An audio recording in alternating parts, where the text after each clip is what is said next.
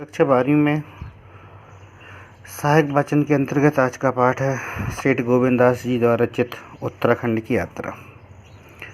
उत्तराखंड के यमुनोत्री, गंगोत्री, केदारनाथ और बद्रीनाथ की यात्रा के संबंध में चर्चा की गई है। यह यात्रा बड़ी लंबी और कठिन है।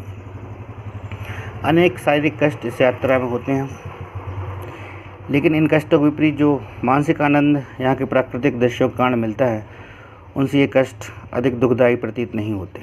यहाँ के प्राकृतिक सौंदर्य की तुलना में न तो कश्मीर के दृश्य हैं और न ही स्विट्जरलैंड के। उत्तराखंड के चारों धाम 4 पवित्र नदियों के तट पर स्थित हैं। यमुनोत्री का मार्ग यमुना के किनारे किनारे, गंगोत्री का मार्ग गंगा के किनारे किनारे, केदारनाथ का मार्ग मंदाकिनी के किनारे किनारे तथा बद्रीनाथ का मार्ग अलकनंदा के किनारे गया है। यात्रा से पहले यहाँ वृक्षों के जंगल मिले, फिर एक खास ऊंचाई पर चीड़ का वृक्ष बहुत सुंदर होता है। फिर देवदार के वृक्ष मिले। देवदार के वृक्ष चीड़ के वृक्षों से भी अधिक सुंदर होते हैं।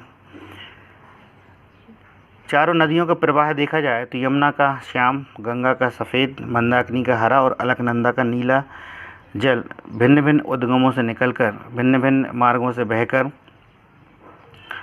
विभिन्न धामों को जाने वाले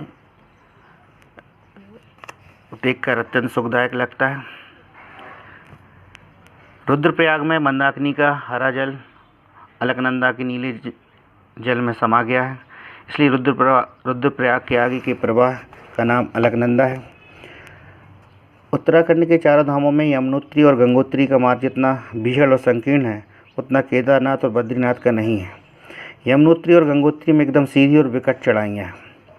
केदारनाथ और बद्रीनाथ का मार्ग अच्छा है, चढ़ाई है पर एकदम सीधी नहीं है। मार्ग चौड़ा है, घुमावदार मेड़ें बना दी गई हैं।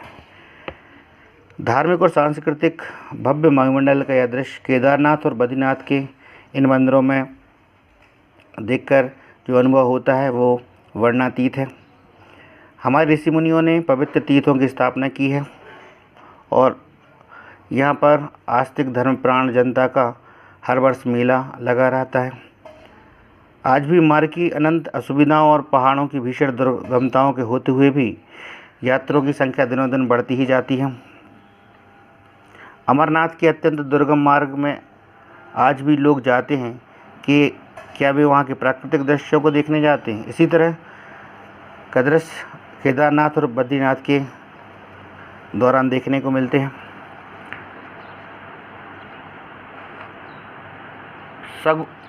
लेखक सगुण उपासना और मंदिरों की मूर्तियों को धर्म के विकास का एक बहुत बड़ा साधन मानते हैं।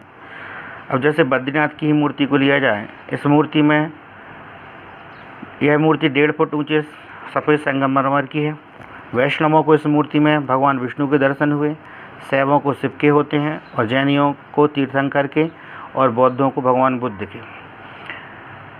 अत्यंत प्रसन्नता का विषय है कि कम से कम एक मूर्ति तो ऐसी है जिसमें भारत के विभिन्न वर्गों, क्षेत्रों, संप्रदायों के लोगों के इष्ट देव प्रतिभासित होते हैं।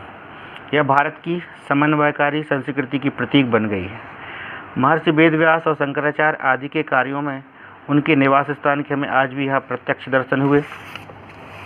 वेदव्यास जी ने यहीं पर महाभारत की रचना की। यही निकट जो व्यास गुफा है, उसके समीप नर और नारायण पर्वत तथा सरस्वती का पावन प्रवाह है। गुफा से तीनों के सुंदर दर्शन होते हैं। ज्योतिर्मठ में हमने सहतूत का वृक्ष भी देखा, जिसके नीचे तपोभूत शंकराचार्य की ज्योति के दर्शन हुए। उसके निकट ही शंकर गुफा भी देखी, जिसमें शंकराचार्य निवास किया करते थे। इसी वृक्ष के नीचे भगवान शंकराचार्य ने तत्वज्ञान के उस महान ग्रंथ शांकर भाष्य की रचना की। ज्योतिर्मठ का सेब, नाशपाती, अखरोट आदि फलों के लदे पौधों का बगीचा, संस्कृत का विद्यालय आज भी जगतगुरु शंकराचार्य के पवित्र प्रयत्नों और संकल्पों को दोहरा रहे हैं। हमारे ऋषि मुनियों ने दूर तपोवनों में एकांत साधना द्वारा हमेशा भारत की जो एकता तथा हित की चिंतन की है, वह उनके कार्यों द्वारा सिद्ध हो जाती है।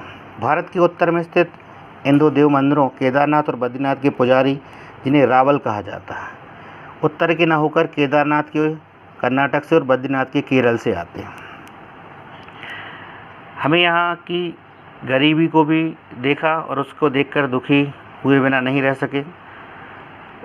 यह इतना पानी है जितना अन्यत्र कहीं नहीं है, लेकिन उसका सिंचाई में कम से कम उपयोग होता है। इस सिंचाई से केवल अधिक अन्न ही नहीं उपजाया जा सकता, परंतु लंबे चौड़े फलों के उद्यान भी लगाए जाते हैं।